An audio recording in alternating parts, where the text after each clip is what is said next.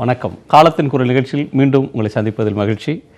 திமுகவின் இரண்டாவது தலைவராக அது தோன்றிய காலத்திலிருந்து 50 ஆண்டுகளில் அதன் இரண்டாவது தலைவராக அக்கட்சியினுடைய செயல் தலைவராக இருக்கக்கூடிய மு.க. ஸ்டாலின் நாளை பொறுப்பேற்க இருக்கிறார்.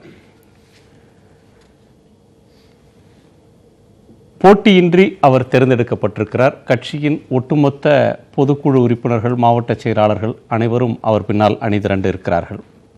ஒருமனதாக தேர்வு செய்யப்படக்கூடிய அவருக்கு அவர் தேர்வாவதற்கு பொறுப்பேற்பதற்கு முன்னதாகவே பலவிதமான சவால்கள் அல்லது சர்ச்சைகள் பல முனைகளிலிருந்து வருகின்றன.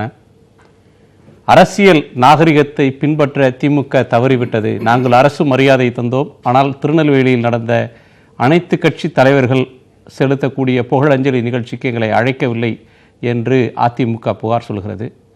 அமித்ஷா வருகிறார் என்றவுடன் அதற்கு எதிரான குரல்கள் திமுக ஆதரவு வட்டாரங்களிலிருந்து வருகிறது. அவரை எப்படி அழைக்கலாம்? கலைஞர் கருணாநிதி அவர்களுடைய சட்டமன்ற பொன்விழா தொடர்பான நிகழ்வுக்கு பாஜகவை அழைப்பதை தவிர்த்த திமுக இப்போது அழைப்பது என்பது அரசியல் பண்பாட்டின் வெளிப்பாடு மட்டும்தானா, அல்லது பாதை மாற்றத்திற்கு அடித்தளம் இடப்படுகிறதா என்ற விமர்சனம் ஒரு சிலரால் முன்வைக்கப்பட்டது.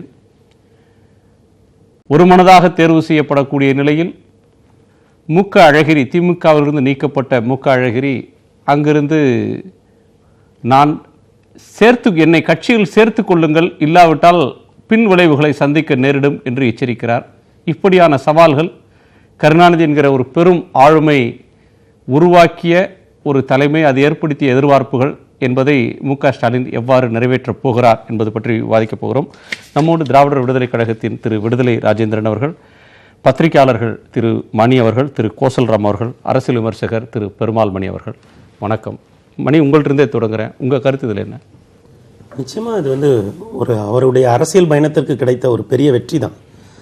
1984ஆம் வருடம் பரிதி இளம் எழுதி 28 வயதில் வெற்றி பெற்ற பொழுது அவரை சட்டமன்றம் வரைக்கும் அன்றைக்கு இளைஞரணி செயலாளராக அழைத்து கொண்டு விட்ட சம்பவம் என்பது அவருடைய தோல்வியை தாண்டி, அவர் 1000 விளக்கு தொகுதியில் அன்றைக்கு தோல்வியடைந்திருந்தாலுமே கூட அதை தாண்டி எல்லோரையுமே அரவணைத்து செல்ல வேண்டும் என்கிற அவருடைய பண்பும், கட்சியில் படிப்படியாக வளர்ந்து கட்சியை முழுமையாக தன்னுடைய கட்டுப்பாட்டில் அல்லது கட்சியில் அனைவருடைய அன்பையும் பெற்ற ஒரு தலைவராக தான் எழுந்து நிற்க வேண்டும் என்கிற நோக்கத்தோடு அவர் தொடர்ந்து வந்தார். ஆட்சி அதிகாரத்தை பொறுத்தளவில் எந்த நேரத்திலும் அவர் அவசரப்பட்டதில்லை. அல்லது எனக்கு இன்னமும் நன்றாக நினைவில் இருக்கிறது, அவருக்கு மேயர் பதவி வழங்கப்பட்ட போது கூட சில ஊடகங்களில் இப்படி எழுதினார்கள், மேயர் என்பது பட்ஜெட் தாக்கல் செய்யக்கூடிய அளவிற்கு தனித்த அதிகாரமிக்க பதவி, அதற்கு பதிலாக அவருக்கு ஏதேனும் ஒரு துறை அமைச்சரை வழங்கியிருக்கலாம் என்றெல்லாம் கூட சொன்னார்கள். காலம் முழுக்க அவர் கடுமையான விமர்சனங்களை எதிர்நோக்கி வருகிறார். அவர் மேடையில் சரியாக பேசுவதில்லை என்று சொன்னார்கள். ஆனால் அதையெல்லாம் முறையாக பயிற்சி பெற்று 1 மணி நேரம் வரைக்கும் அவர் மேடையில் பேச ஆரம்பித்த நாட்களில் அதை யாரும் குறிப்பிட்டு மேடையில் சிறப்பாக பேசுகிறார் என்று சொல்வதற்கு யாரும் இல்லை. இப்படி தொடர்ந்து காலம் முழுக்க அவருடைய அரசியல் பயணங்களில் நாம் பின்னோக்கி சேகரித்தமையானால் அவரை பற்றிய விமர்சனங்கள் மட்டுமே நமக்கு கிடைக்குமே தவிர மிகப்பெரிய பாராட்டு உரைகள் அல்லது அவரை பற்றிய காத்திரமான கட்டுரைகள் எதுவுமே இல்லாத நிலையில் இன்றைக்கு அவர் பொறுப்பேற்பதற்கு தயாராகிறார். பொறுப்பேற்ற ஒரு தினம் கழித்து 30ஆம் தேதி இந்திய அளவில் இருக்கக்கூடிய மாற்று சிந்தனைகள் கொண்ட வெவ்வேறு தத்துவங்களோடு, அரசியல் தத்துவ பின்புலத்தோடு இருக்கக்கூடிய தலைவர்களோடு மேடையை பகிர்ந்து கொள்ளக்கூடிய அளவிற்கு ஒரு மிகப்பெரிய தலைவராக எழுந்து நிற்கிறார். 2019ஆம் தேர்தலில் திமுக பெறக்கூடிய இடங்கள் என்பது இந்திய அளவில் முக்கியத்துவம் வாய்ந்த இடங்கள் என்பதாக இந்திய அரசியல் நகர்வு இருக்கிற இந்த சூழ்நிலையில் அவருடைய கடின உழைப்பிற்கு கிடைத்த ஒரு மிகப்பெரிய வெற்றியாகத்தான், அவருடைய கடின உழைப்பிற்கும் அரசியல் பொறுமை என்பது மிக முக்கியம் என்று சொல்வார்கள், அதற்கும் திட்டமிடலுக்கும் கிடைத்த ஒரு மிகப்பெரிய வெற்றியாகத்தான் இதை பார்க்க வேண்டியது இருக்கிறது. இப்போது கூட இவ்வளவு 65 மாவட்ட செயலாளர்கள் எந்தவித எதிர்ப்பும் இல்லாமல் அல்லது மாற்று மனு ஒன்று கூட இல்லாமல் தலைவராக பொறுப்பேற்க போகிற இந்த நேரத்தில் கூட நாம் கொண்டாட்ட கட்டுரைகளை படிப்பதற்கு பதிலாக அவரை இந்த இயக்கத்தினுடைய பெரும் ஆளுமைகளாக இருக்கக்கூடிய அண்ணாவோடும் கலைஞரோடும் ஒப்பிட்டு இவர் சமரசம் செய்து கொள்வாரா, கொள்கைகளில் எந்த அளவுக்கு உறுதியாக இருப்பார் என்பது போன்றவைதான் படிக்க கிடைக்கிறதே தவிர இந்த வெற்றி கொண்டாட்டத்தினுடைய ஒரு நீட்சியாக ஒரு கட்டுரை கூட படிக்க கிடைக்கவில்லை என்பதையும் நாம் சேர்த்தே பார்க்க வேண்டியது இருக்கிறது. ஆனால் இன்றைக்கு திட்டமிட்டு மிக கடினமாக உழைத்து தனக்கென திமுக என்கிற ஒரு மிகப்பெரிய அறிவு இயக்கத்தில் ஒரு இடத்தை அவர் அடைந்திருக்கிறார் என்பதில் இரண்டாம் கருத்துக்கு இடமில்லை. இதை ஒரு அரசியலை கவனிக்கிற ஒரு மாணவனாக உண்மையிலேயே ஒரு மகிழ்ச்சியோடு வரவேற்க வேண்டியதாக இருக்கிறது. ஏனென்றால் இது போன்ற பிராந்திய கட்சிகள் கண்ணுக்கு தெரியாத பல சவால்களை சந்தித்துக் கொண்டிருக்கும். அதுவும் கலைஞர் பெருமகன் போன்ற ஒரு மிகப்பெரிய ஆளுமை விட்டு செல்கிற இடத்தை ஃபிட்டிங் இன்டு த ஷூஸ் என்று சொல்வார்கள், அதை நிரப்புவது என்பதும் அதை நிரப்புகிற நேரத்தில் மக்கள் மனங்களில் எழுந்து நிற்பது என்பதும் மிகப்பெரிய சவால். ஆனால் இந்த இரண்டையுமே வென்று இன்றைக்கு அவர் மக்களுடைய மனதிலேயும் இந்த இடத்திற்கு அவர் தகுதியானவர் தான் என்கிற அவருடைய சமீபகால நடவடிக்கைகளின் மூலம் உயர்ந்து நிற்கிறார். அதே போல நிர்வாக ரீதியாகவும் வந்து நிற்கிறார். ஒன்றை மட்டும் சொல்லி, இந்த இடத்துல என்னன்னா வெப்பர் என்கிறவர் அது அத்தாரிட்டியை மூன்றாக பிரிப்பார். Rational legal authority, traditional authority, charismatic authority என்று சொல்வார். ஸ்டாலின் ஒரு ட்ரெடிஷனல் அத்தாரிட்டி, ஒரு தலைவருடைய மு கருணாநிதியினுடைய மகனாக உள்ளே வந்திருந்தாலுமே கூட பிறகு ஒரு ட்ரெடிஷனல் லீகல் அத்தாரிட்டியாக இன்றைக்கு திமுகவில் 65 மாவட்ட செயலாளர்கள் கூடி அவரை தேர்ந்தெடுத்து ஒரு லீகல் அத்தாரிட்டியாக நியமித்தாலுமே கூட ஒரு கரிஸ்மேட்டிக் அத்தாரிட்டியாக கட்சியினரிடமிருந்து தன்னுடைய டிவோஷனையும் அவர்களுடைய ஒர்க் போர்ஸையும் இன்றைக்கு பெற்றுக்கொள்ளக்கூடிய ஒரு இடத்தில் இருக்கிறார் என்பதுதான் அவருடைய சிறப்பாக பார்க்கிறேன். பத்திரிகையாளர்கள் பார்வை கேட்டு உங்கள்கிட்ட வரேன். கோசல், நீங்க இந்த உயர்வு அப்படின்றத எப்படி பார்க்குறீங்க? இது ஒரு எதிர்பார்க்கப்பட்ட ஒன்று, ஃபோர்கான் கன்க்ளூஷன் தான். இதில் வந்து புதிய செய்தி அப்படின்றது எதுவும் அதில் இல்லை. அதில் ஒன்றும் இல்லை, அது உண்மையிலே அப்படி தான். ஆனால் வந்து அவர் அதுக்காக ரொம்ப கடுமையாக பாடுபட்டிருக்காரு, உழைச்சிருக்காரு. ஏன்னா அவரே வந்து தலைவரே ஒரு மீட்டிங்கில் வந்து ஸ்டாலினை பற்றி பேசும்போது, ஸ்டாலின்னா உங்களுக்கு என்ன அப்படின்னு வரும்போது, ஸ்டாலின்னா உழைப்பு உழைப்பு உழைப்பு அப்படின்னு சொல்லியிருக்காரு. இதை வந்து அவருக்கு கிடைச்ச ஒரு அங்கீகாரமாக தான் நம்ம அதை வந்து பார்க்கணும். 1000 விமர்சனங்கள் இருந்தாலும் அந்த விமர்சனங்களை தாண்டி அவர் இதற்கு முன்பு வந்து தலைவர் கலைஞர் இருக்கிற வரைக்கும் அவருடைய செயல்பாடுகள் வந்து அவரை ஒட்டியே இருக்க வேண்டிய ஒரு கட்டாயம் இருந்தது. இதற்கு பிறகு அவர் எப்படி செயல்பட போகிறார் அப்படிங்கிறதுல தான் அவருடைய தனித்தன்மையும் அவருடைய ஆளுமையும் திமுகவுடைய அடுத்த கட்டத்துக்கு அவர் எப்படி நகர்த்தப் போகிறார் என்பதையும் பொறுத்து தான் அவருடைய வெற்றியை தீர்மானிக்க முடியும் என்பது என்னுடைய கருத்து. அவர் தொடர்ந்து வந்து பல இரவு பகலாக வந்து தொடர்ந்து தமிழகம் முழுவதும் இன்றைக்கி அவர் கால்படாத ஊரே இல்லை அப்படின்னு சொல்கிற அளவுக்கு வந்து அவர் உழைச்சிட்டார். ஆனால் அவர் அதை தாண்டி ஒரு வெற்றியை கொடுக்க வேண்டிய ஒரு கட்டாயத்தில் இருக்கிறார். அந்த வெற்றியை மட்டும் வரும் 2019 தேர்தலில் அவர் கொடுத்து விட்டால் அவர் வந்து திமுகவில் அசைக்க முடியாத ஒரு தலைவராக தொடர்வார் என்பதுதான் என்னுடைய கருத்து. மணி, அப்படித்தான் நீங்களும் நினைக்கிறீங்களா? இல்லை, இப்போ அவர் தலைவராக போகிறார் என்பது எல்லோருக்கும் தெரிஞ்ச விஷயம். கடந்த 1.5 ஆண்டுகளுக்கும் மேலே, கிட்டத்தட்ட 2 ஆண்டுகள் அவர் தான் தலைவராக தான் இருந்தார். ஜெயலலிதா அவர்கள் மறைவதற்கு 2-3 மாதங்களுக்கு முன்பிருந்தே அவர் தான், ஏன்னா கலைஞர் வந்து இன்கெப்பாசிட்டட் ஆகிட்டார். ஜெயலலிதா மறைவுக்கு பிறகு அது ஆல்மோஸ்ட் அவர் தான் தலைவர்ன்ற முறையில் தான் இருந்தது. ஜஸ்ட் ஒரு ஃபார்மாலிட்டி தான் நாளைக்கு அவங்க பண்ணுறது. 40 ஆண்டு காலம் வந்து அரசியலில் இருந்திருக்காருன்னு சொல்லலாம். எமர்ஜென்சியில் சிறையில் அடைக்கப்பட்டு ஃபிசிக்கல் டார்ச்சருக்கு ஆளாகி இன்று உயிருடன் இருக்கக்கூடிய, அதுவும் ஆக்டிவாக இருக்கக்கூடிய ஒரு அரசியல் தலைவர் என்று பார்த்தால் நான் அறிந்த வரையில், அஃப்கோர்ஸ் இது சப்ஜெக்ட் டு கரெக்ஷன், அகில இந்திய அளவில் வேறு எவரும் இல்லைன்னு தான் நான் நினைக்கிறேன். இவர் தான் தலைவராக போகிறார் என்பதும் எல்லோருக்கும் தெரியும். எனக்கு வந்து அதனால் இதில் பெரிய கொண்டாட்டங்களுக்கு ஒன்றும் அவசியம் இல்லைன்னு நினைக்கிறேன். அவுட் சைடராக கட்சியில் இருக்க தொண்டர்கள் கொண்டாடுவாங்க, அது அவங்க பிரச்சனை. இப்போ இவர் தலைவரான பிறகு என்ன செய்ய போகிறான்றது தான் நாம் கவனிக்க வேண்டிய விஷயம்.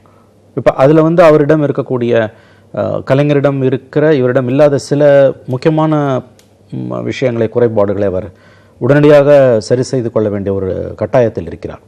எந்த தோல்வி ஏற்பட்டாலும், அசம்பிளி ஆகட்டும் அல்லது வேறு இடைத்தேர்தல் தோல்வி கூட, கலைஞர் வந்து அவர் உயிருடன் இருந்திருந்த காலகட்டத்தில் கூட, ஆக்டிவ் பாலிடிக்ஸில் இல்லாமல் இருந்தால் கூட, அது எப்படியோ கலைஞருக்குத்தான் அந்த பழி அல்லது அந்த இது போய் சேரும் ரீசன். இன்றைக்கி அந்த மாதிரியான ஒரு கான்ட்லெட், ஆங்கிலத்தில் ஒரு கேடயம் வந்து கிடையாது. கலைஞர் இல்லை. திமுகவோட எல்லா வெற்றி தோல்விகளுக்கும் இவர் மட்டும்தான் இனிமேல் பொறுப்பேற்க வேண்டும். அப்படி இருக்கும் பொழுது அவருடைய பணி என்பது மிகவும் கடினமானதை நான் நினைக்கிறேன். எப்படின்னா, திமுகலேருந்து எம்ஜிஆர் வெளியில் வந்தப்பையும் கலைஞர் அரசியலையே இருக்கும்போதும் காங்கிரஸ் தவிர வேறு பெரிய பிளேயர்ஸ், பொலிட்டிக்கல் பிளேயர்ஸ் கிடையாது. ஆனால் இன்றைக்கி வந்து தேர் ஆர் செவரல் பிளேயர்ஸ். யாரையும் நீங்கள் அண்டர் எஸ்டிமேட் பண்ண முடியாது. ஏன்னா நீங்கள் ஜெயித்திருக்க வேண்டிய தேர்தலையே தோத்தாங்க அவங்க எல்லாம். அதாவது நெக் அண்ட் நெக் வந்து ஆல்மோஸ்ட் நெருங்கி கிட்ட வந்து தோத்தாங்க. கொஞ்சம் நீக்கு போக்கா அவருக்கு ஸ்டாலின் அவர்கள் இருந்திருந்தால் அந்த தேர்தலில் அவர் வெற்றி பெற்றிருப்பார். திமுக ஆட்சி அமைந்திருக்கும். அது போயிடுச்சு. ஓகே, பழச பேச வேண்டாம். இனிமேல் அடுத்து அவர் வந்து நாளைக்கு அவர் தலைவராகிறார் என்பது மிகப்பெரிய செய்தி. ஏனெனில் அவர் யாருடைய இடத்திற்கு வரப்போகிறாரோ, நீங்கள் சொன்னது போல 50 ஆண்டு காலம் தலைவராக இருந்தவர் கட்சியில். எனக்கு தெரிந்த நாடு விடுதலை அடைந்த இந்த 70 ஆண்டு காலத்தில் அப்படி எந்த தலைவரும் பிராந்திய கட்சியிலும் தேசிய கட்சியிலும் இல்லை என்று தான் நான் நினைக்கிறேன். ரெண்டாவது, டிஎம்கேன்றது வந்து உங்களுக்கு வந்து கண்டிப்பாக அது வந்து 1000 விமர்சனம் இருந்தாலும் வந்து சாலிட் ஓட் பேங்க் இருக்கக்கூடிய ஒரு கட்சி. பிரச்சனைகள் பல இருக்கின்றன. கலைஞர் தலைவராக இருந்த பொழுது இவ்வளவு பிளேயர்ஸ் கிடையாது. இன்னைக்கு வந்து கமல், ரஜினி, நாம் தமிழர் எல்லாரும் இருக்காங்க. there are several parties. யாரையும் நீங்கள் அண்டர் எஸ்டிமேட் பண்ணாதீங்க. ஆகவே என்னுடைய கருத்து வந்து எந்த அளவுக்கு அவர் இன்க்ளூசிவாக இருக்க போகிறார் அதை பொறுத்து தான் அவர் வந்து ஷைன் பண்ண முடியுமா முடியாதா என்பதே தெரியும். ஏன்னா 2011 மாநிலத்தில் ஆட்சி இழந்தவர்கள் 7 ஆண்டு ஓடிப்போச்சு. 13 இவர்களே வெளியே வந்தார்கள். மத்தியில் இருந்த ஆட்சி 5 ஆண்டுகள் ஆகிவிட்டது. இது எப்படின்னா 14.5 ஆண்டு காலம் மத்தியில் ஆட்சியில் இருந்தார்கள். ஏற்கனவே நாம் சொல்லியிருக்கோம் உங்ககிட்ட, நீங்களும் படித்தீர்கள். 3 டிஃப்ரெண்ட் பொலிட்டிக்கல் ஃபார்மேஷன்ஸில் இருந்த ஒரே பார்ட்டி. இது தப்பு ரைட்டுன்ற வேல்யூ ஜட்ஜ்மெண்ட்டை தாண்டி அது வந்து உற்று நோக்க வேண்டிய ஒரு விஷயம். அது இந்த அளவுக்கான ஒரு பின்புலம் ஸ்டாலினுக்கு இருக்கிறது. கலைஞர் தலைவராகும்போது இந்த வசதிகள் இல்லாமல் அவருக்கு இல்லை. 100 கம்ப்யூட்டர்கள் செய்ய வேண்டிய மூளை அந்த ஒரு மூளை செய்தது. இன்றைக்கு பல 100 கம்ப்யூட்டர் மூளைகள் சேர்ந்து ஸ்டாலினுக்கு உதவுகிறார்கள். அவரும் கற்றுக்கொண்டு தான் வருகிறார், உழைக்கிறார், எல்லாம் கரெக்ட். பட் இன்னமும் அவர் தன்னை தகவமைத்துக் கொள்வதற்கு நிறைய இருக்கிறது. அவர் மிக கடினமாக உழைக்க வேண்டும். முக்கியமாக மீண்டும் மீண்டும் சொல்கிறேன், இன்க்ளூசிவ்னஸ் எந்த அளவுக்கு கலைஞரிடம் இருந்ததோ அந்த அளவுக்கு வர வேண்டும். அந்த அளவுக்கு இல்லாவிட்டால் குறைந்தது அதில் ஒரு 90% அவருக்கு வர வேண்டும். அப்படி இல்லை என்றால் அவர் வெற்றிகளை பெறுவது என்பது கடினம் என்பது என்னுடைய கருத்து. இன்க்ளூசிவ்னஸ்ன்ற ஆரம்பிக்கிறதுலேருந்தே கேட்குறேன். பிஜேபி அழைச்சி அவர் கலைஞருக்கு புகழஞ்சலி கூட்டம் தமிழிசை திருநெல்வேலியில், இப்போ நிதின் கட்கரி, அமித்ஷாவுக்கு பதிலாக அந்த அளவுக்கான ஒரு இன்க்ளூசிவ்னஸை காட்டுறாரு அப்படின்னு அதை பார்க்கிறதா, வேற எப்படி பார்க்கிறது? இல்லை, அதற்கு ஒரு அரசியல் பார்வை தேவையில்லை என்பது கருத்து. இன்க்ளூசிவ்ங்கிறது ஒரு பாலிடிக்ஸ். இது கலைஞருடைய மறைவுக்கு நடக்கின்ற ஒரு புகழ் அஞ்சலி கூட்டம். ஏற்கனவே பிரதமர் அவர்கள் கலைஞருடைய மறைவுக்கு இரங்கல் தெரிவிக்க வந்திருக்கிறார். அமித்ஷா வந்திருக்கிறார். கலைஞர் உடல்நலம் இல்லாத நேரத்தில் அவருடைய வீட்டிற்கு சென்று பிரதமர் மோடி அவர்கள் தன்னுடைய நலம் விசாரிப்பை நடத்தி கொண்டிருக்கிறார்.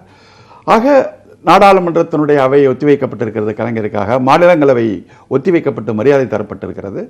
ஆக கலைஞருக்கு நடத்தப்படுகின்ற ஒரு இரங்கல் கூட்டம், ஒரு புகழ் அஞ்சலி கூட்டத்தில் அவர்கள் செய்த காட்டிய மரியாதைக்காக இவங்க திரும்பி காட்டி அதற்கு ஒரு மரியாதை நிமித்தமாக, பண்பாடு காரணமாக அழைக்கப்படுகிற ஒரு விஷயம். அதற்கும் அரசியலுக்கும் எந்த தொடர்பும் இல்லை அப்படிங்கிறத நான் அதை பார்க்குறேன். அதனால் இதை போய் ஒரு அரசியலாக்க வேண்டிய அவசியம் இல்லை. அவர்கள் அழைப்பதனாலேயே பாஜகவிடம் திமுக நெருங்குகிறது என்பதெல்லாம் வந்து பத்திரிகைகள் வந்து ஒரு திரைக்கதை வசனங்கள் அதெல்லாம் இப்போ எழுத ஆரம்பிச்சிருக்கிறாங்க தமிழ்நாட்டில் பத்திரிகைகள்லாம். இப்போ அப்படி ஒரு ஸ்டோரிஸ் பில்டப்புங்கிறது நடந்துகிட்டு இருக்கு. அதாவது திராவிட முன்னேற்ற கழகத்துக்கும் பாரதிய ஜனதா கட்சிக்கும் இடையே ஒரு நெருக்கமான உறவுகளை வந்து உருவாக்க வேண்டும். அது வந்து எதிர்காலத்தில் பாஜகவுக்கு வந்து தமிழ்நாட்டுடைய அரசியல் களத்தில் இன்றைக்கு எல்லா கட்சிகளும் தமிழ்நாட்டில் வந்து ஒரு செல்வாக்கு இல்லாத கட்சியாக மாறிப்போய் அரசியல் அதிகாரத்தை கைப்பற்றக்கூடிய நிலைக்கு வந்து விட்ட இருக்கிற ஒரே கட்சியாக ஆபியஸாக தெரிவது திராவிட முன்னேற்ற கழகம் தான் என்கிற நிலையில் பாரதிய ஜனதா கட்சி அதற்கான ஒரு கதவுகளை திறந்துவதற்கான முயற்சிகள் அவர் பக்கத்திலிருந்து இருக்கலாம். ஆனால் திராவிட முன்னேற்ற கழகத்திலிருந்து அதை நோக்கி பயணிப்பதற்கான எந்த வாய்ப்புகளும் கட்சிக்குள்ளும் கிடையாது, சமூக சூழலும் கிடையாது, அரசியல் சூழலும் கிடையாது. என்று சொன்னால் கடந்த காலத்தில் திராவிட முன்னேற்ற கழகம் நடத்தியிருக்கிற அரசியல் என்பது 4 ஆண்டு கால மோடி ஆட்சியினுடைய அரசியல் கொள்கைகளை, அவருடைய பல்வேறு திட்டங்களை எதிர்க்கின்ற ஒரு கொள்கையை தான் திராவிட முன்னேற்ற கழகம் தொடர்ச்சியாக செய்து கொண்டிருக்கிறது. உடனே இப்போ போய் வந்து மறைவுக்கு கூப்பிடுறாருங்கிறதால அவங்க போய் உடனே அவங்களுடைய நட்பு பார்க்குறாங்க அப்படிங்கிறதுனாலையும் இதனால் அவங்களுக்கு வாக்கு வங்கி பயன் கிடைக்க போகிறதுக்கு மட்டுமில்லை, பாரதிய ஜனதா கட்சியை ஆதரிப்பதனால் தமிழ்நாட்டில் செல்வாக்கை இழக்க நேரிடும் என்பதுதான் இன்றைக்கு பாரதிய ஜனதா கட்சியுடைய நெருக்கமாக கட்சியாக இருக்கிற அதிமுக கட்சியே கூட என்ன சொல்கிறது என்று சொன்னால், அங்கே எந்த கூட்டணி என்பதை இன்னும் நாங்கள் முடிவெடுக்கவில்லை, அது தேர்தல் நேரத்தான் முடிவெடுக்க போகிறோம் என்று அவர்களே தங்களுடைய பாரதிய ஜனதா கட்சி ஆதரவை வெளிப்படுத்திக் கொள்ள முடியாத நிலையில் தான் பாரதிய ஜனதா கட்சியுடைய நிலைமை இருக்கும்போது திராவிட முன்னேற்ற கழகம் ஒரு இரங்கல் கூட்டத்துக்கு அவர்களை அழைப்பதன் காரணமாக அவர்கள் பாரதிய ஜனதா கட்சியிடம் நெருங்குகிறார்கள் என்ற ஒரு கருத்து முடிவு கூறுவதில் எந்த விதமான அடிப்படை இல்லை என்றுதான் நினைக்கிறேன். இரண்டாவது, அரசியல் தலைவராக இன்றைக்கு அவர் வந்திருக்கிறார். இப்போது ஏற்கனவே ஒரு பல ஆண்டு காலமாகவே திராவிட முன்னேற்ற கழகத்தை வழிநடத்தக்கூடிய ஒரு தலைவராகத்தான் இருக்கிறார். கலைஞர் தலைவராக இருக்கிற வழிநடத்திய காலத்தில் கூட கலைஞருக்கு மிக நெருக்கமாக இருந்து ஆலோசனைகளை வழங்கி அந்த கட்சியை வளர்ப்பதற்காக தமிழ்நாடு முழுதும் மக்கள் சந்திப்பு இயக்கங்களை நடத்தி கட்சியை வந்து ஒரு உயர்ந்த நிலைக்கு வந்து வளர்த்தெடுக்கின்ற ஒரு களப்பணியை ஆற்றியிருக்கிறார். அவர் சந்தித்த அந்த மக்கள் சந்திப்பு இயக்கம் என்பது திராவிட முன்னேற்ற கழகத்திற்கு ஒரு மிகப்பெரிய ஒரு முகமாற்றத்தை உருவாக்கி கொடுத்த ஒன்றாக பார்க்கிறோம். நிர்வாகத்தில் நம்ம அவர் பார்க்க போறப்ப ஏற்கனவே சென்னை மாநகராட்சியினுடைய ஒரு மேயராக இருந்து அவர் மிகச்சிறந்த ஒரு நிர்வாகியாக சென்னை மாநகரத்தினுடைய வளர்ச்சிக்கு எப்படி ஒரு கட்சிகளுக்கு அப்பாற்பட்ட ஒரு சேவையை செய்ய முடியும் என்பதை வந்து அவர் நிரூபித்து காட்டியிருக்கிறார். அது மட்டும் இல்லாம அரசியல்ல வந்து அவரிடம் சில மாற்றங்களுக்கான அறிகுறிகள் இருக்கிறது என்பதை கடந்த பல நிகழ்வுகளாக அவர் உணர்த்தி கொண்டே இருக்கிறார். உதாரணத்துக்கு நான் சொல்ல வேண்டும் என்று சொன்னால், திராவிட முன்னேற்ற கழகத்தில் யாரும் வந்து காலில் விழுகின்ற கலாச்சாரத்தை தவிர்த்து விடுங்கள் என்று ஏற்கனவே அறிவித்திருக்கிறார். நீங்க வந்து இந்த பேனர் கட் அவுட் வைக்கிற கலாச்சாரத்தை நிறுத்துங்கள் என்று தொண்டர்களுக்கு வந்து அறிக்கை விடுத்திருக்கிறார். கூட்டங்களுக்கு வந்து துண்டுகள் போடுவதற்கு பதிலாக நூல்களை வாங்கி கொடுங்கள் என்று அறிமுகப்படுத்தியிருக்கின்ற ஒரு கருத்து, ஒரு பண்பாட்டு மாற்றத்தை கட்சிக்குள்ளே கொண்டு வர வேண்டும் என்ற ஒரு கருத்துக்களை வந்து ஏற்கனவே உருவாக்கி வைத்திருக்கிறார். அது இல்லாமல் ஒரு சாஃப்ட் பேஸ் என்கிறது அவர்கிட்ட இருக்கு. ஒரு அணுகுமுறை அப்படிங்கிறது ஒரு முரட்டுத்தனமான அணுகுமுறை இல்லாமல் ஒரு சாஃப்ட் பேஸ் உள்ள ஒரு பர்சனாலிட்டி என்கின்ற அளவில் அவர் இருக்குது. ஆனால் இன்றைக்கு என்ன எதிர்பார்க்கிறார்கள் என்று சொன்னால், இன்றைக்கு திராவிட முன்னேற்ற கழகத்தை சூழ்ந்து இருக்கிற அதற்கு கொள்கைக்கு எதிராக இருக்கிற அமைப்புகள் எல்லாம் ஒரு கடுமையான நிலைப்பாட்டை எடுத்து சந்திக்க வருகின்ற போது அதே நிலைப்பாட்டோடு கொள்கை உறுதியில் ஒரு வலிமையான தலைவராக அவர் உருவெடுக்க வேண்டும் என்ற எதிர்பார்ப்பு எங்களை போன்றவர்களுக்கு இருக்கிறது. அதே நேரத்தில் இந்த வரலாற்று சூழலை அவர் உறுதியாக சந்திப்பார் என்ற நம்பிக்கையும் எங்களுக்கு இருக்கிறது. அதற்கு நான் உதாரணமாக சொல்ல வேண்டும் என்று சொன்னால், இப்ப அண்மை காலத்தில் கலைஞருடைய மறைவுக்கு பிறகு அவர் வெளியிட்ட சில அறிக்கைகளை வந்து நான் சுட்டிக்காட்ட விரும்புகிறேன். அவர் வந்து தொடர்ச்சியாக ட்விட்டரில் பல செய்திகளை வெளியிட்டு வருகிறார். இதில் வந்து சுதந்திர தினத்தன்று அவர் வெளியிட்ட ஒரு அறிக்கையில் சொல்லியிருக்கார். சுதந்திர தினத்தை வாழ்த்துக்கள் சொல்லுகிற போது சொல்கிறார், இந்த சுதந்திர தினத்தில் நாம் எடுக்க வேண்டிய உறுதிமொழி என்பது இந்த நாடு வந்து ஒரு மதச்சார்பற்ற நாடாக இருக்க வேண்டும், இந்த நாடு பன்முக கலாச்சாரம் கொண்ட ஒரு நாடு என்பதை அங்கீகரிக்கின்ற ஒரு நாடாக மாற வேண்டும், இந்த நாடு ஒரு கூட்டாட்சி கொள்கைக்கு உகந்த நாடு என்ற கொள்கையை ஏற்றுக்கொண்ட நாடாக மாற வேண்டும், இதுதான் என்னுடைய சுதந்திர தின செய்தி என்று அவர் சொல்லுகிறார். ஆக பன்முகத்தன்மை கொண்ட ஒரு கலாச்சாரத்தின் அங்கீகாரம், ஒரு கூட்டாட்சிக்கான ஒரு அமைப்பு, மதச்சார்பின்மை என்ற கோட்பாடு, இந்த 3 கோட்பாடு தான் உண்மையான ஒரு சுதந்திராளுக்கான செய்தி என்று அவர் தெரிவிப்பதிலிருந்து பாரதிய ஜனதா கட்சி பேசுகிற ஒற்றை கலாச்சாரம், ஒற்றை பண்பாடு, ஒரே கல்வி, ஒரே தேசம், ஒரே வரி என்ற கோட்பாட்டிலிருந்து நான் நிச்சயமாக முரண்பட்டு நிற்கின்ற ஒரு அமைப்பு என்பதை அவர் வெளிப்படுத்தி இருக்கிறார். நான் நிறைய சொல்லிட்டு இருக்கேன். உதாரணத்துக்கு நான் சொல்றேன். இதுதான் இப்போ ஐயா ஸ்டாலின் எதிர்கொள்ளக்கூடிய பெரிய சவால் நான் நினைக்கிறேன். என்னன்னா, ஒருபுறம் தத்துவார்த்த களத்தில் இருக்கக்கூடியவங்க அல்லது ஒரு இயக்கமாக திராவிட இயக்கத்தினுடைய நீட்சியாக திராவிட முன்னேற்ற கழகத்தை பார்க்கிறவர்கள் அவரை ஒரு வடிவமாக பார்க்கிறார்கள். இன்னொன்று, கள அரசியலையும் அதன் யதார்த்தத்தையும் புரிந்து கொண்டவர்கள் உடனடியாக ஒரு வெற்றி வேண்டும் என்று நினைக்கிறார்கள். நான் என்ன பார்க்கிறேன் என்றால், 2019 தேர்தல் வருகிறது. தமிழகத்தினுடைய 39 இடங்களுக்கு ஒரு முக்கியத்துவம் இருக்கிறது. இன்றைக்கு பாரதிய ஜனதாவும் திமுகவையும் ஐயா ஸ்டாலினையும் விரும்புகிறது, காங்கிரசும் ஐயா ஸ்டாலினையும் பாஜக திமுகவையும் விரும்புகிறது. இந்த இடத்தில் அவர் எதையுமே மறுக்க தேவையில்லை. ஏனென்றால் இந்த ஆண்டு இறுதியில் 4 மாநில தேர்தல் வரப்போகிறது. அந்த சத்தீஸ்கர், ராஜஸ்தான், மத்திய பிரதேஷ், மிசோரம், இந்த 4 மாநிலங்களினுடைய தேர்தல் தான் ஒரு செமிஃபைனல் மாதிரி. அதற்கு பிறகுதான் எல்லா பிராந்திய கட்சிகளும் ஒரு முடிவை எடுப்பார்கள். ஆக இந்த அதற்கான வாய்ப்புகளை அவர் திறந்து வைத்திருக்கிறார். இந்த நேரத்தில் அமித்ஷா வருகையை முன்னிட்டு ஏற்படுகிற எந்த ஊகங்களையும் அவர் மறுக்க தேவையில்லை. இல்ல, நீங்க சொல்றீங்க, ஆனா வைகோவோ திருமாவோ மறுக்கிற அப்படி போக மாட்டாங்கன்னு சொல்றது மாதிரியான ஒரு நிலைக்கு தள்ளப்படுறாங்க. அவங்களுக்கு ஒரு அச்சம் வருது இதுல. இல்ல, அந்த கூட இருக்கக்கூடிய கட்சிகளுக்கு ஒரு அவங்க டிஸ்டர்ப் ஆகுறாங்க. இல்ல, நீங்க இப்ப எப்படின்னா, தலைவர்கள் இன்றைக்கு ஒருவேளை திராவிட முன்னேற்ற கழகத்தினுடைய தலைமையில ஒரு கூட்டணி அமையுதுன்னு வைங்க, அதற்கான உத்திகள் அல்லது திராவிட முன்னேற்ற கழக அதனுடைய தேர்தல் அறிக்கை எல்லா விஷயங்களும் எந்த பாதையில் பயணிக்கிறதோ அதை பொறுத்துதான் அதனுடைய வெற்றி என்பது இங்கே அமைகிறது. ஒருவேளை உதாரணத்துக்கு இப்படி வைத்துக் கொள்ளும், 39 இடங்களிலுமே திராவிட முன்னேற்ற கழகத்தின் தலைமையிலான கூட்டணி வெற்றி பெற்று விட்டது. இந்த 39 இடங்களுக்கு தேசிய அளவில் என்ன முக்கியத்துவம் இருக்கும் என்பதை தமிழகத்தினுடைய முடிவுகள் மட்டுமே தீர்மானிக்க போவதில்லை.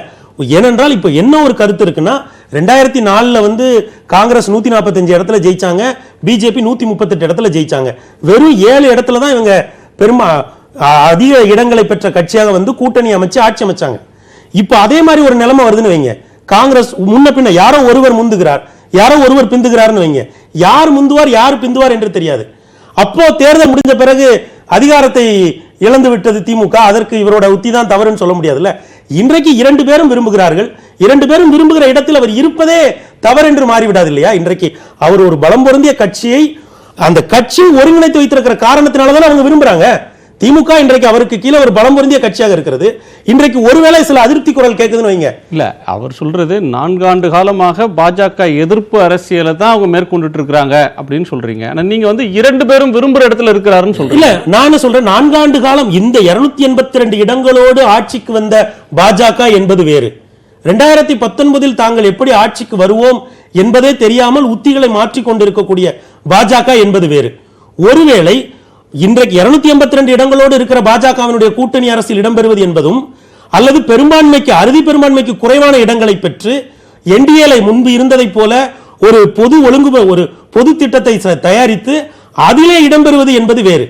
அந்த யதார்த்த அரசியலுக்கான வாய்ப்புகளையும் அவர் திறந்து வைப்பதில் என்ன தவறு? ஒரு தலைவராக பொறுப்பேற்ற பிறகு இடதுசாரி தலைவர்கள் வருகிறார்கள், வலதுசாரி தலைவர் வருகிறார்கள், இன்னும் இஸ்லாமிய அமைப்பினுடைய இந்தியன் யூனியன் முஸ்லீம் லீக்கினுடைய தலைவர் வருகிறார். இப்படி வெவ்வேறு சித்தாந்தங்களை சேர்ந்தவர்களையும் ஒரு பிராந்திய கட்சியினுடைய தலைவர் பிணைத்து வைக்கிற வல்லமை இருக்கிறது என்றால் அதை பாராட்டித்தான் ஆகணும். அது அரசியலில் எல்லா சாத்தியக்கூறுகளையும் திறந்துதானே வைக்கிறது. இல்ல அப்படி பார்த்தா தமிழ்நாட்டில் இரங்கல் தெரிவித்த முதலமைச்சர் போய் இரங்கல் தெரிவிச்சாரு, டிடிவி தினகரன் போய் இரங்கல் தெரிவிச்சாரு, அவர்களை அழைக்கல. ஆமா, அவங்க நீங்க கலைஞருடைய பொன்விழாவுக்கு இந்தியா முழுக்க தலைவர்களை அழைச்ச போது பாஜகவை அழைக்க விரும்பல. அன்றைக்கு அவர் தெளிவா சொன்னாரு. 2017 ஜூன்ல அவர் தெளிவா சொல்றாரு. அன்றைக்கு பாஜகவினுடைய நிலைமை என்ன, அன்றைக்கு தமிழகத்தில் அவர்கள் எந்த மாதிரியான அரசியலை முன்னெடுத்தார்கள். இன்னைக்கு என்ன பாஜக மாறிடுச்சு?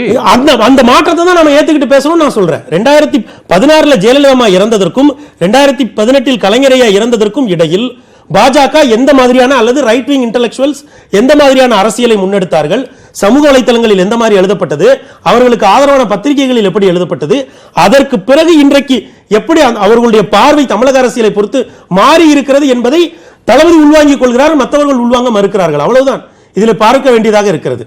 அவர் ஒரு யதார்த்தத்தை புரிந்து கொள்கிறார். ஒரு இரங்கல் கூட்டத்திற்கு இரங்கல் தெரிவிக்க அழைப்பது என்பது பாரதிய ஜனதா கட்சியினுடைய கல யதார்த்த நிலைமைகளை உள்வாங்கிக் கொண்டு பாரதிய ஜனதா கட்சியோட அனுசரித்து போகின்ற ஒரு முடிவுக்கு அவர் வந்து விட்டார் அப்படிங்கிற ஒரு முடிவுக்கு வருவது எந்த அளவுக்கு சரி என்று எனக்கு தோணல. நான் அது சொல்லல, அந்த ஊகங்களை நீங்க தடுக்காதீங்கன்னு நான் சொல்றேன். அந்த ஊகங்களுக்கு எதிராக இவ்வளவு ஆவேசம் நீங்க ஒண்ணு புரிஞ்சுக்கணும். திமுக பாஜக நெருங்குகிறதுன்னு பேசுகிற இடத்துல திமுக சார்ந்த நபர்கள், அவர்கள் சமூக வலைத்தளங்கள்ல எழுதுறவங்களாகட்டும், பத்திரிகைகள்ல எழுதுறவங்களா இருக்கட்டும், பதறி போய் எதையும் எழுதுறாங்க. ஆனால் பாஜக தரப்புல பாருங்க ஒரு கனத்த மௌனம் நிலவுகிறது. அப்ப அவங்க தரப்புல என்ன எண்ணம் இருப்பதாக நாம் யூகிக்க வேண்டியதாக இருக்கிறது என்றால், இப்படி ஒரு கூட்டணி அமைந்தால் தங்களுக்கு தேசிய அளவில் நல்லதுதானே என்கிற எண்ணம் தானே அவங்க கிட்ட இருக்கு. அவங்களுக்கான கணக்கு வந்து அதிமுக, பாமக, கிருஷ்ணசாமி, ரஜினிகாந்த், கமல்ஹாசன் இப்படித்தானே இது நாள் வரலையும் சொல்லிட்டு இருந்தீங்க. இப்ப மாறுது இல்ல, அவர்களிடம் மாற்றம் இருக்கிறது. அதற்காக திமுகவோட மாற்றம் இருக்க வேண்டும் என்று எதிர்பார்ப்பதில் என்ன? மாறுகிற கலா யதார்த்தத்திற்கேற்ப ஒரு தலைவர் முடிவெடுத்தால் அதை நாம திரும்ப சித்தாந்த தளத்தில் இருந்து, அதாவது 2014 நாம பாஜக ஆட்சிக்கு வந்த பிறகு தமிழகத்துல சித்தாந்த ரீதியா அவங்களை கடுமையா எதிர்த்தாங்க. ஆனால் இன்றைக்கு 2019 தேர்தலுக்கு பாஜக எப்படி போகிறது, அகில இந்திய அளவில் அவர்களால் இவ்வளவு இடங்களை வெல்ல முடியுமா என்பதையெல்லாம் உள்வாங்கித்தான் ஒரு தலைவர் என்பவர் தனக்கான அரசியல் வாய்ப்புகளை திறந்து வைத்திருக்கிறார். ஆக இந்த இடத்தில் திமுக இதை மறுக்க வேண்டிய தேவை இல்லை என்பது என்னுடைய புரிதல். அதே நேரத்தில் ஒரு இடைவேளைக்கு பிறகு பேசுவோம். 2 அணிகள், ஒன்று பாஜக மோடியை முன்னிறுத்தி ஒரு அணி, எதிர்த்தாப்புல ராகுல் காந்தியும் எதிர்கட்சிகளும் சேர்ந்த ஒரு அணி. இவங்க ஒரு ஐடியாலஜி ரெப்ரசன்ட் பண்றாங்க, அவர்கள் வேறொரு கொள்கை தளத்தை முன்வைக்கிறாங்க. வெறும் நிர்வாகம், ஊழல், நடைமுறை பிரச்சனைகள் இது மட்டும் இந்த தேர்தலில் பேசப்படலை. இப்போ அண்மை காலமாக பேசப்படுறதுன்றது ஐடியா ஆஃப் இந்தியாவை நீங்கள் எப்படி பார்க்குறீங்க? ஒற்றை கலாச்சாரமா, பன்முக கலாச்சாரமா, ஒரு மொழியா, பல மொழிகளா, மதம் சார்ந்ததா, மத சார்பற்றதா, இப்படியான ஒரு ஒற்றை ஆட்சியா, கூட்டாட்சியா, இந்த பிரதிநிதித்துவம் இப்போ இந்த உரையாடல் தான் போயிட்டு இருக்கு. இதுல எந்த பக்கம் யார் நிற்கிறாங்க அப்படின்ற ஒரு இடத்துல திமுகவுக்கு என்ன ரோல்? சித்தாந்தவாதிகள் இழுக்கக்கூடிய இழுப்புக்கு பின்னாடி போறதா, அல்லது நடைமுறை கல யதார்த்தத்தை புரிஞ்சுக்கிட்டு அதுக்கேற்ப சமரசங்களை செய்து கொள்றதா, எது அவசியம் அப்படின்றது மாதிரியான ஒரு போக்கு இடைவேளைக்கு முன்னாடி நம்ம பேசினோம். இப்போ கட்சி கூட்டு தேர்தல் அப்படின்றது அடுத்தனால ஒரு கட்சியை கட்டுக்கோப்பாக நடத்துறது, அந்த கட்சிக்கான ஒரு தனித்தன்மையை வச்சிருக்கிறது அப்படின்றது ஒரு பெரும் சவால். ஒரு கட்சி என்ன, கருணாநிதி அவர்கள் பெரிய தலைவர் அப்படின்னு சொன்னாலும், அண்ணா பெரிய தலைவர்னாலும், அண்ணா தலைமையில் கட்சி இருக்கும்போதே பிளவை சந்திச்சது, அதுலேருந்து சிலர் வெளியேறினாங்க. கருணாநிதி ஆகச்சிறந்த ஆளுமைனாலும் அவரே 2 பிளவுகளுக்கு முகம் கொடுத்தார். கட்சியை கட்டுக்கோப்பாக நடத்துறது அப்படின்றது ஒரு பெரிய சவால், கட்சியை உயிரோட்டமாக வச்சிட்டு இருக்கிறது அப்படின்றது ஒரு பெரிய சவால். அந்த சவால் எப்படி எடுப்பாங்க, அதை எதிர்கொள்கிற வல்லமை அப்படின்றது என்ன அப்படின்றத விவாதிக்கலாம். அதில் உங்கள் பார்வை. இல்லை, இதில் நம்ம ஒரு விஷயம் ரொம்ப கவனமாக பார்க்கணும். என்னென்னா, நீங்கள் வந்து அண்ணா என்கிறது ஒரு ஆளுமை, கருணாநிதி என்பது வேறு ஒரு ஆளுமை. 2 பேருக்கும் ஒரு கொள்கை ஒன்றாக இருக்கலாம், ஆனால் அணுகுமுறை வேறு. அதே போல் ஸ்டாலினையும் நீங்கள் வந்து கருணாநிதியோட அண்ணாவோட ஒப்பிடவே கூடாது. இவருடைய தனித்தன்மை வேறு. இதுவரைக்கும் அவர் கலைஞருடைய நிழலில் இருந்திருப்பதால் அவர் வந்து அவரை போலவே செயல்படணும் அப்படின்லாம் நம்ம ஆசைப்படக்கூடாது. முதல்ல இந்த இதிலேருந்து நம்ம வந்து விடுபடணும். அப்போ தான் அவர் வந்து சுதந்திரமாக செயல்படணும். அவருடைய சுய சிந்தனையில் அவர் என்ன நினைக்கிறாரோ அந்த கட்சியோட கொள்கை. அவர் சொல்லியிருக்கிறாரு, அண்ணாவும் தந்தை பெரியார், அண்ணா, கலைஞர் கருணாநிதி இவர்கள் 3 பேரும் என்ற கொள்கையை வைத்திருந்தார்களோ அதுதான் திமுகவுடைய கொள்கை, அதுதான் என்னுடைய கொள்கைங்கிறது சொல்லிட்டார். அந்த கொள்கையை நிறைவேற்றுவதற்கு அவர் எந்த வழியை வேணாலும் அவர் தான் தேர்ந்தெடுக்கணும். இவர் அண்ணாவுடைய வழியில் தான் வரணும், நீங்கள் கலைஞர் கருணாநிதி வழியில் தான் வரணும் அப்படின்றது நம்ம யாருமே கட்டாயப்படுத்த முடியாது. அவர் ஓனா அவருடைய தன்னுடைய ஸ்டைலில் வரணும். ரெண்டாவது, இன்னொரு முக்கியமான விஷயம் நம்ம இங்கே விவாதித்தப்போ, இந்த கருணாநிதியோட நினைவஞ்சல் நிகழ்ச்சிக்கு வந்து பாஜக வர்றது வந்து அது வந்து அவங்க நெருங்குறாங்க அப்படிங்கிறதெல்லாம் நம்ம பார்க்க வேண்டாம். இது வந்து ஒரு நாகரிகம், ஒரு நல்ல ஒரு அரசியல் நாகரிகத்தை வந்து நம்ம வந்து கொண்டு வரார். இதில் அதிமுகவையும் அவர் அழைத்திருக்க வேண்டும் என்பதுதான் என்னுடைய ஆசை. அதிமுக மட்டுமல்ல, டிடிவி தினகரனை கூட அவர் அழைத்திருக்க வேண்டும். அதாவது ஏன் அப்படின்னா, நீங்கள் வந்து கருணாநிதி வந்து தலைவர்களுக்கெல்லாம் தலைவர். அண்ணாவிற்கு பிறகு வந்த அத்தனை கட்சிகளுக்கும் அவர் தான் தலைவர். அது எம்ஜிஆராக இருக்கட்டும், எம்ஜிஆர் ஆரம்பித்த கட்சிக்கு தலைமை தாங்கின ஜெயலலிதா இருக்கட்டும், வைகோவாக இருக்கட்டும், இப்படி பல கட்சிகளுக்கு அவர் முன்னோடியாக இருந்திருக்கிறார். அவரை வந்து நம்ம புகழணும். அவருடைய நல்ல விஷயங்களை வந்து மக்கள்கிட்ட எடுத்துகிட்டு போகணும். அதில் வந்து தப்பே கிடையாது. அது யாரெல்லாம் கூப்பிட்டு பண்ண முடியுமோ அத்தனை பேரை வச்சு பண்ணணும். அதற்காக நம்ம இதை வந்து ஒரு கூட்டணிக்கான விஷயம் அப்படின்னு நம்ம பார்க்க வேண்டிய அவசியமே இல்லை. நாளைக்கு வாஜ்பாய்க்கு நடக்கக்கூடிய ஒரு நினைவேந்தல் நிகழ்ச்சிக்கு அதிமுகவும் திமுகவும் ஒன்றாக உட்காரும் போது ஒரு தலைவர்களுக்கெல்லாம் தலைவராக, தமிழ்நாட்டில் உள்ள தலைவர்களுக்கெல்லாம் தலைவராக இருந்த கருணாநிதியோட நினைவஞ்சலுக்கு ஏன் அதிமுக நினைவு கூட்டத்துக்கு வந்து IUML முஸ்லீம் லீக் போறாங்க, CPI CPM போறாங்க, திமுக இதர கட்சி தமாக பாமக மீது எல்லா கட்சிகள் போனாலும் கொள்கை ரீதியாக அப்படியே 100% எதிராக இருக்கக்கூடிய இடதுசாரி கட்சிகளும் முஸ்லீம் லீகும் கூட போய் கலந்துக்கிறாங்க. அதில் பெரிய அரசியல் நோக்கம் இருக்கிறதாக கம்யூனிஸ்ட் கட்சியோட கூட்டு சேர பார்க்குறாங்க, அல்லது IUMLும் பிஜேபியும் சமரசம் செஞ்சுக்கிட்டாங்க அப்படின்னு சொல்கிறதுக்கான ஸ்கோப் அங்கே இல்லை. ஆனால் இங்கே ஒரு அமித்ஷா மாதிரியான ஒரு லீடர் வர்றாரு, அல்லது நிதின் கட்கரி அனுப்புகிறாங்க அப்படின்றதும், அவங்களுக்கான அழைப்பை இவங்க அனுப்புகிறாங்கன்றதும் ஒரு அரசியல் நாகரிகம் அப்படின்ற அளவில் மட்டும் கடந்துட முடியாது.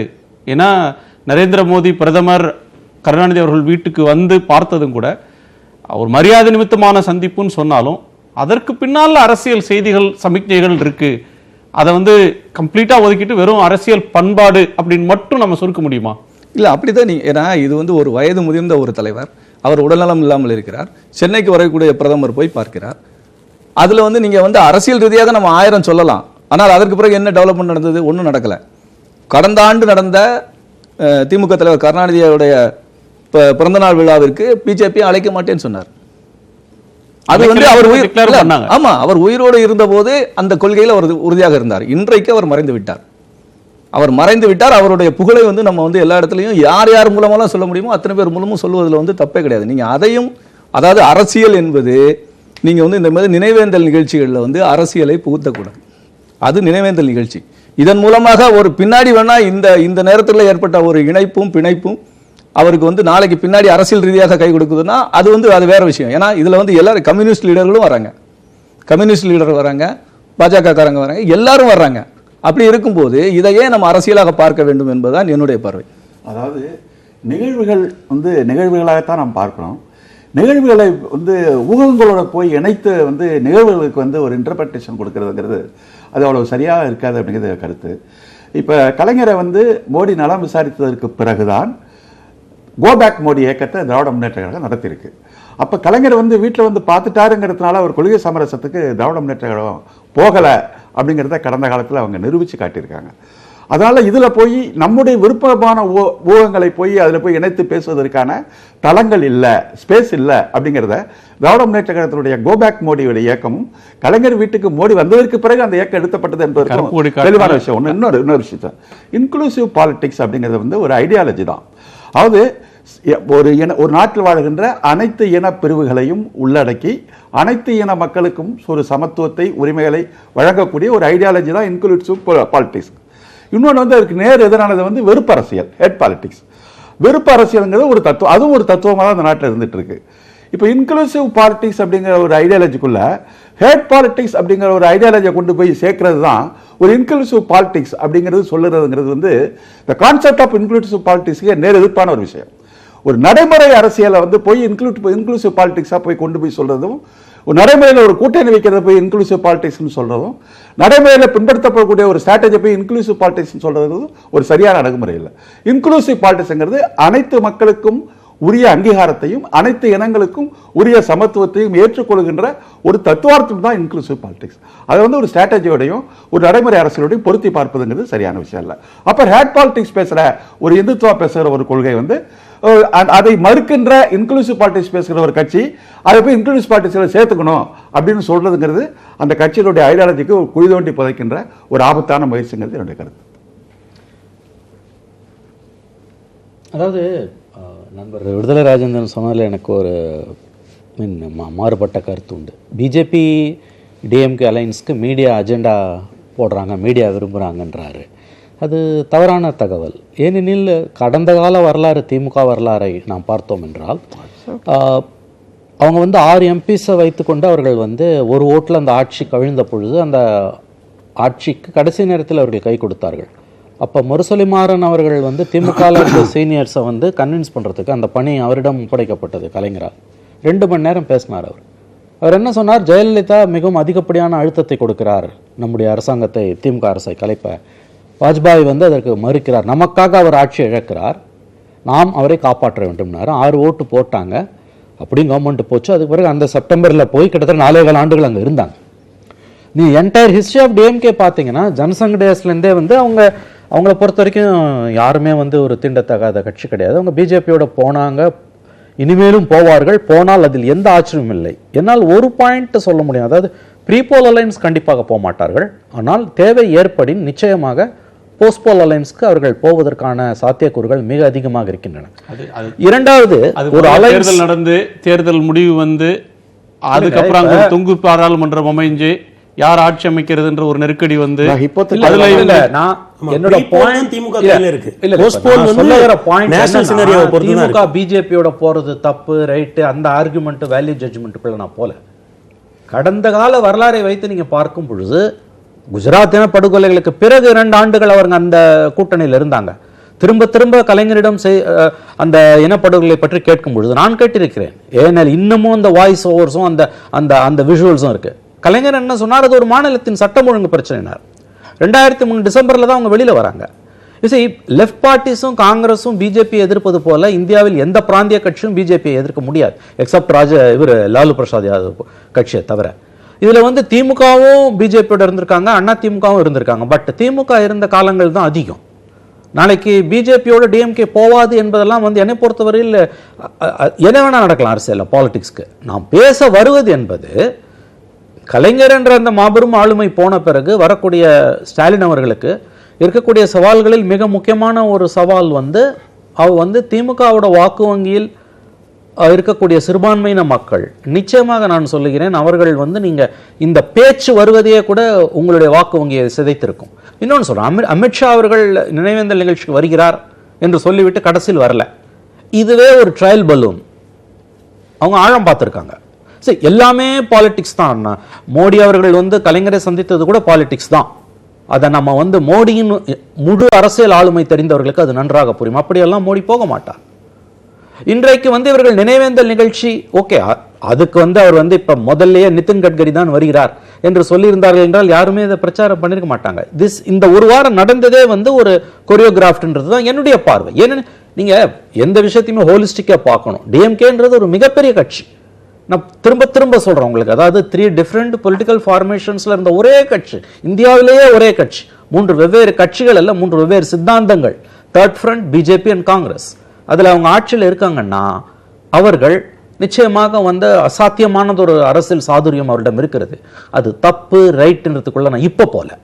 ஆகவே பிஜேபி டிஎம்கே அலைன்ஸ் வந்தால் அதில் ஆச்சரியப்பட எதுவும் இல்லை. அது வரலாம், வராமலும் போகலாம். அப்படித்தான் நான் பார்க்குறேன். அதை இதில் 2 அம்சம் இருக்குது. ஒன்று நிகழ்வுகளை ஊகங்களோடு பொருத்தி பார்க்கக்கூடாது அப்படின்ற ஒரு வாதத்தை அவர் முன் வச்சார்.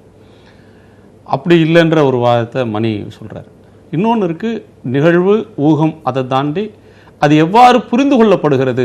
ஒரு நிகழ்வை ஊகத்தெல்லாம் புறந்தள்ளிட்டு கூட ஒரு நிகழ்வு, ஒரு ஃபோட்டோ இருக்குது, அதை எப்படி பெர்செப்ஷன் பாலிடிக்ஸ் அப்படின்ற ஒன்றில் எப்படி புரிஞ்சுக்கிறாங்க. கருணாநிதி அவர்கள் இல்லத்திற்கு மோடி வந்த பிறகு இந்த வாதம் ரெக்கெல்லாம் கட்டுச்சு. ஆனால் அதற்கு பிறகு டிடிவி தினகரன்ற ஒரு அரசியல் ஆளுமை கடுமையான ஆன்டி பிஜேபி அப்படின்ற ஒன்றை எதிர்நிலை எடுத்து பேசுகிறார். நான் பாஜக, ஏன்னா அவர் தான் பிஜேபியுடைய ஜனாதிபதி வேட்பாளருக்கும் துணை ஜனாதிபதி வேட்பாளருக்கும் ஆதரவு கேட்காமலே ஆதரவு கொடுத்தாங்க. ஆனால் பொலிட்டிக்கலாக சென்ஸ் பண்ணிட்டு ஒரு டிஎம்கேக்கு இதில் ஒரு விமர்சனம் வருது, சிறுபான்மை மக்கள் மத்தியில் ஒரு சந்தேகம் வருது டிஎம்கே மேலே அப்படின்னு வந்த உடனே அதை தனக்கு சாதகமாக அந்த பெர்செப்ஷனை மாற்ற முயற்சி பண்ணுறார். ஆன்டி பிஜேபி பேச்சு அதிகம் பேசுகிறார், பிஜேபியோட கூட்டணி இல்லை அப்படின்லாம். இந்த ஊகங்கள், இந்த செய்திகளே கூட இவர்களுக்கு பின்னடைவை தரும் அப்படின்னு மணி சொல்கிறத நிராகரிக்க முடியுமா? இல்லை, politics is all about perception. அதில் எந்த சந்தேகமே கிடையாது. ஆனால் கலைஞர் ஐயாவிற்கே இல்லாத ஒரு சிறப்பு ஐயா ஸ்டாலினுக்கு என்ன இருக்கிறது என்றால், கலைஞர் ஐயா ஏதாவது ஒரு தலைவரோடு அல்லது ஏதாவது ஒரு கட்சியோடு நெருக்கமாக இருக்கிற பொழுது இன்னொரு தரப்பை சார்ந்தவர்கள் அவரை தேடி வந்ததாக நமக்கு தெரியாது. ஆனால் ராகுல் காந்தி அவர்களும் இங்கே ஸ்டாலின் ஐயா வீட்டுக்கு போகிறார்.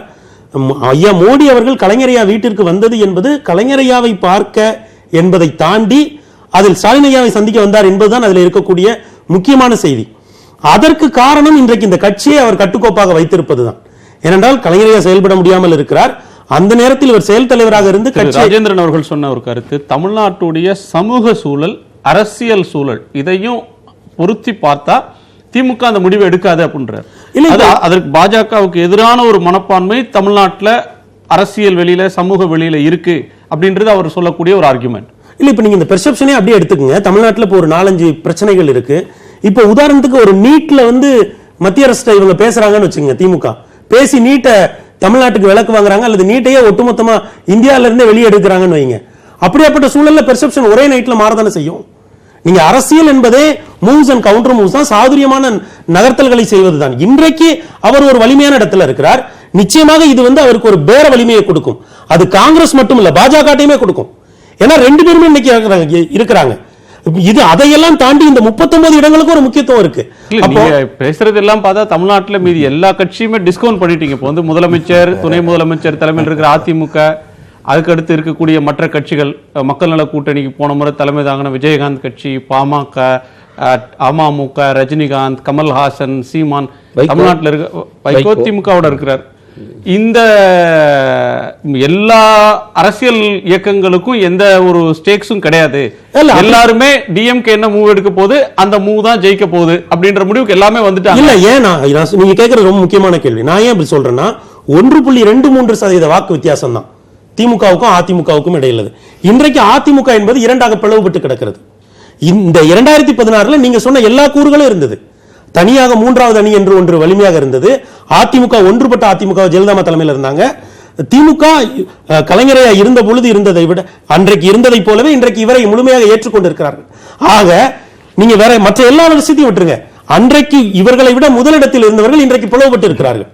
அப்படி பிளவுபட்டு இருப்பது என்பதை கூட ஐயா தினகரன் அவர் ஒரு பெரிய டேமேஜ் அதிமுகவுக்கு பண்ணிட்டாரு அப்படிங்கறதா பெரும்பாலானவர்களுடைய பார்வை. ஏன்னா களத்தில் அவருக்கு கூடுகிற கூட்டம், நேற்று திருநெல்வேலியில திமுகவுக்கு எந்த அளவுக்கு கூட்டம் வந்ததோ அதே அளவுக்கு திண்டுக்கல்ல ஏறக்குறைய அம்மா மக்கள் முன்னேற்ற கழகத்துக்கு ஒரு கூட்டம் வந்திருக்கு. ஆக இதையெல்லாம் இணைத்து பார்க்கிற பொழுது பிரதான கட்சிகள் எந்த மாதிரியான நகர்வுகளை செய்கிறார்கள் அப்படிங்கறத இங்க முக்கியம். நீங்க 2019 தேர்தலில் திமுக என்ன நகர்வுகளை செய்கிறது என்பதை விட காங்கிரசும் பாஜகவும் என்ன நகர்வுகளை செய்கிறது முக்கியம். அதே போல தமிழகத்தில் ஏனைய கட்சிகள், நான் உறுதியாக நம்புகிறேன், பல்வேறு கட்சிகள் இருப்பதுதான் ஜனநாயகத்தை வலுப்படுத்தும். அதுதான். அப்படி இல்லை என்றால் அது ஒற்றைத்தன்மை வாய்ந்ததாக மாறிவிடும். ஆனால் இன்றைக்கு நீங்கள் இதற்கு முன்பு நடந்த 2016 தேர்தலை ஒப்பிட்டு பார்க்கிற பொழுது ஒரு ஒன்றுபட்ட திமுக, அதனுடைய தலைமைக்கு பிறகு நேரடியான தலைமை மாற்றம், பிறகு கலைஞரையா மறைவுக்கு பிறகு எழுதப்பட்ட கட்டுரைகள், பேசப்பட்ட விஷயங்கள், இது எல்லாம் மகளிர் மனதில் ஏற்படுத்தி இருக்கக்கூடிய ஒரு மாற்றம். நான் ஏன் இதை குறிப்பிட்டு சொல்றேன்னா, 2016 அதிமுக பெரிய அளவில் மகளிர் வாக்குகளை பெற்றார்கள். இது ஜெயலலிதா அவர்கள் இருந்த போதும் ஊடகங்கள் ஜெயலலிதா அவர்களுடைய பங்களிப்பை நினைவு கூர்ந்தாங்க. பத்திரிகைகள்ல கட்டுரைகள் வந்துச்சு. அதெல்லாம் அந்த கட்சி அந்த தலைமுறை மாற்றம் ஒரே இடத்துல. இப்ப நீங்க இன்றைக்கு அந்த தலைமை மூன்றாக இருக்கிறது. 2 பேர் இணைந்து பயணம் செய்கிறார்கள். அவர்கள் சின்னத்தை எல்லாம் மீட்டு விட்டார்கள். அதுவெல்லாம் பாராட்டக்கூடிய விஷயம் தான். ஆனால் அந்த இடத்திற்கு இது போன்ற ஒரு இயல்பான தலைமை மாற்றம் வந்திருக்குமே என்று வைங்கள். இன்றைக்கு அமமுகவும் அதிமுகவும் ஒரே வாக்கு வங்கியை தான் குறிவித்து அவர்கள் அரசியல் செய்து கொண்டிருக்கிறார்கள். ஆக அப்படி பார்க்கிற பொழுது இந்த கால சூழ்நிலை, நீங்க குறிப்பிட்டு சொன்னதை போல ஐயா தினகரன் அவர்களுக்கு எதிராக உச்சநீதிமன்றம் இருந்தது, உயர்நீதிமன்றம் சில தீர்ப்புகளை கொடுத்தது, தேர்தல் ஆணையம் சில தீர்ப்புகளை கொடுத்தது, பல வழக்குகளை சந்தித்தார். எதிர் திசையில் அவர் வளர்ந்து வந்தார் என்றால் ஐயா ஸ்டாலின் அவர்களுக்கு பல்வேறு விஷயங்கள் சாதகமாக மாறுகிறது. ஒரு தீர்ப்பு வந்த பிறகு அவர் கண்ணீர் விடுவதை தமிழகம் ஒரு உணர்ச்சி பெருக்கோடு பார்க்கிறது. அது பெர்செப்ஷன் பாலிடிக்ஸ்ல முக்கியமானது. அதை நம்ம சும்மா அது ஒரு 20 செகண்ட் கிளிப்னு கடந்து போயிட முடியாது. தலைவர்கள் இப்படித்தான் படிப்படியாக வளர்ந்து வருகிறார்கள் மக்கள் மனங்களில். ஆக அப்படி பார்க்கிற பொழுது இன்றைக்கு ஒன்றுபட்ட திமுகவாக இருப்பதும், கலைஞர் பெருமானுடைய மரணத்திற்கு பிறகு அது நேரடியாக ஐயா ஸ்டாலின் அவர்களை வெகு இயல்பாக தேர்ந்தெடுத்திருப்பதும் இந்த நேரத்தில் கவனிக்கத்தக்கது. அதனால் தமிழக அரசியலை பொறுத்தளவில் திமுக முன்னெடுக்கக்கூடிய நகர்கள் என்பது மிக முக்கியமானது என்பதுதான் என்னுடைய புரிதல். கட்சி ஏற்றுக்கொண்டுச்சு. சமகால அரசியல் கூட்டணி தலைவர்கள், மற்ற கட்சி தலைவர்களும் அவரோட இன்னைக்கு அவர்ஷன் இல்லை. வைகோவோ திருமாவளவனோ அவருக்கு அடுத்திருக்கக்கூடிய இயக்கங்களுடைய தலைவர்கள் அவரோடு அரசியல் செய்யறதுக்கு யாரும் ஒரு இணக்கமான ஒரு சூழலை தான் பார்க்கறது மாதிரி தெரியுது. ஆனால் ஒரே ஒரு அதிருப்தி குரல்னா அது வந்து அழகிரி வெளிப்படுத்துகிற ஒரு குரல். என்ன நீங்கள் சேர்த்துக்குங்க, இல்லைன்னா பின்விளைவுகள் இருக்கும், ஆதரவாளர்கள் கூட்டம் அப்படின்றது. இது வந்து ஒரு கட்சியில் அதிருப்தியாளர்களாக இருக்கக்கூடியவர்களுக்கு, சின்ன சின்ன ஊர்களில் இருக்கக்கூடிய அதிருப்தியாளர்கள் அல்லது ஏதேனும் ஒரு வருத்தத்தில் இருக்கக்கூடியவர்களை இன்னொரு பக்கத்துக்கு கொண்டு போகிறதுக்கு இன்னைக்கு இம்மிடியட் சேலஞ்சாக அது இருக்குமா அவருக்கு ஸ்டாலின்? ஒரே வரியில் நிச்சயமாக இருக்காது அப்படிங்கிறது என்னுடைய புரிதல் சொல்லிடுறேன். ஆனால் அதை தாண்டி சில விஷயங்களை பேச வேண்டியிருக்கு. நீங்கள் உங்கள் கேள்வியிலே ஒரு கேள்வி கேட்டீங்க. மதிமுக, விடுதலை சிறுத்தைகள் எல்லா கட்சிகளுமே ஒரு காலத்தில் வந்து திராவிட முன்னேற்ற கழகத்தை கடுமையாக எதிர்த்துக்கிட்ட கட்சிகள் தான். இன்றைக்கி வந்து திராவிட இயக்கமாக இருக்கிற ஒரு கட்சி திமுக தான் இருக்குது, அதனுடைய தேவை இன்றைக்கி அவசியம் இருக்குது என்று சொல்லக்கூடிய ஒரு வரலாற்று நிர்பந்தத்தை வந்து இன்றைக்கு தமிழகத்தினுடைய சமூக சூழல் உருவாக்கியிருக்கு. அதுதான் இன்றைக்கு ஏற்பட்டிருக்கிற மாற்றங்களுடைய ஒரு குறியீடாக இந்த எல்லா கட்சிகளும் திமுகவின் பின்னாடி அணிதிரண்டு நிற்பது, ஆன்டி பிஜேபி கட்சிகள் பூரா திமுகவுக்கு அணிதிரண்டு நிற்பது என்பது திமுகவினுடைய இன்றைய கல யதார்த்தத்தின் அவசியத்தை, முக்கியத்துவத்தை, இந்த சமூக சூழல் எப்படி இருக்கிறது என்பதற்கான உணர்த்துகிற ஒரு செய்தியாக தான் அதை புரிந்து கொள்ள வேண்டும்.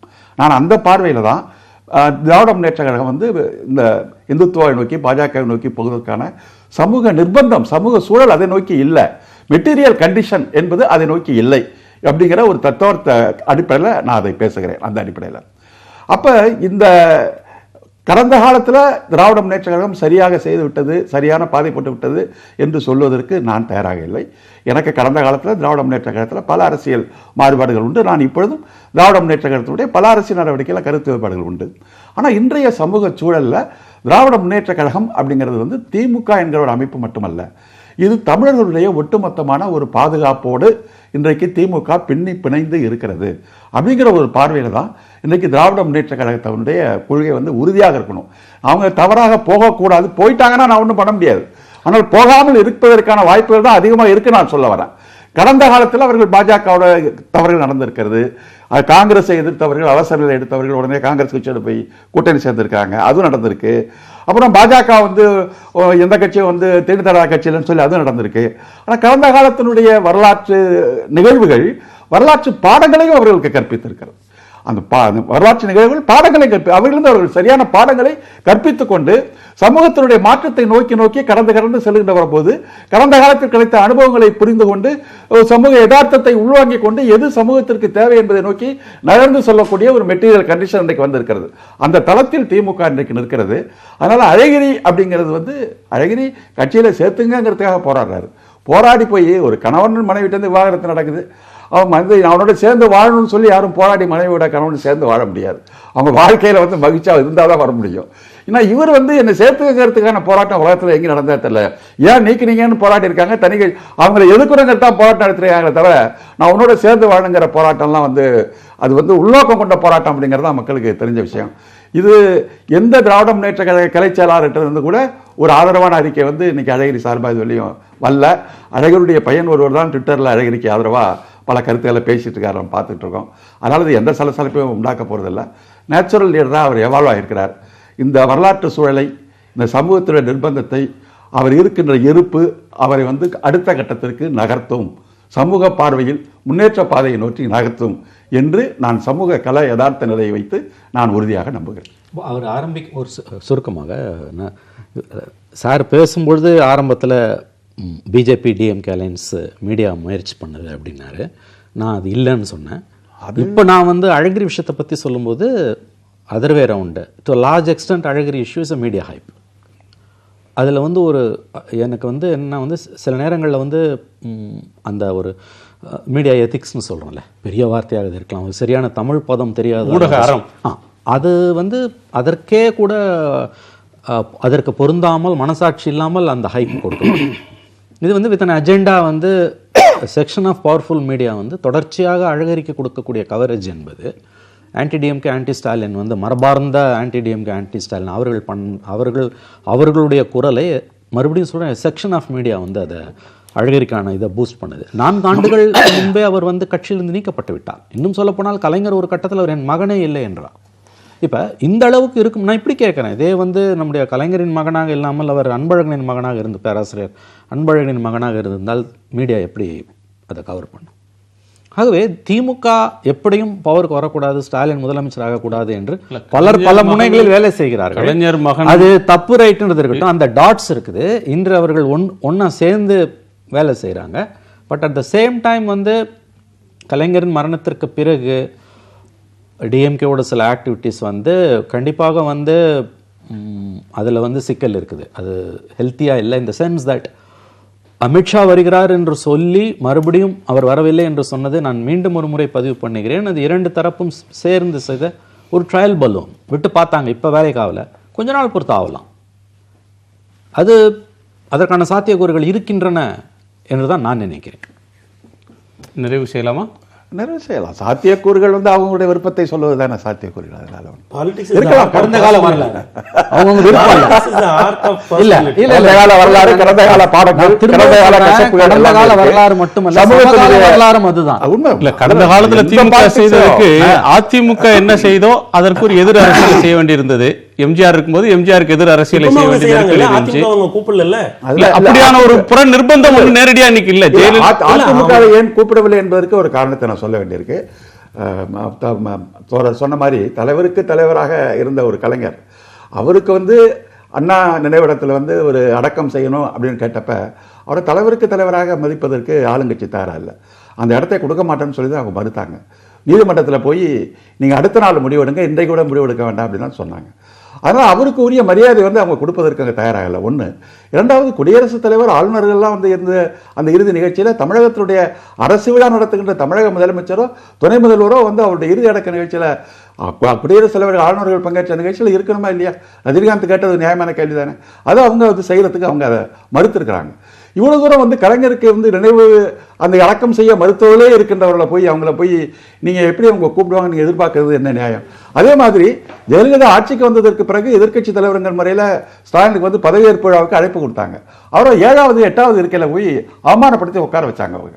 அப்போ அந்த அரசியல் நாகரிகம் அவங்கள்ட்ட இல்லாதப்ப இந்த தரப்புல மட்டும் அவங்க அரசியல் நாகரிகத்தை நம்ம இப்படி எதிர்பார்ப்பில் என்ன நியாயம் இருக்கு? எனக்கு ஒரு என்னன்னா ஏன் எங்களுக்கு யாரும் கூப்பிடலன்னு அதிமுக இவ்வளவு தூரம் பேசுறாங்கன்றது தான் எனக்கு புரியல. அப்படி அமைதியா விட்டுருக்காங்க. நன்றி. நால்வருக்கும் நன்றி. மீண்டும் சந்திப்போம். காலத்தின் குரல் திக்கட்டும் பரவட்டும்.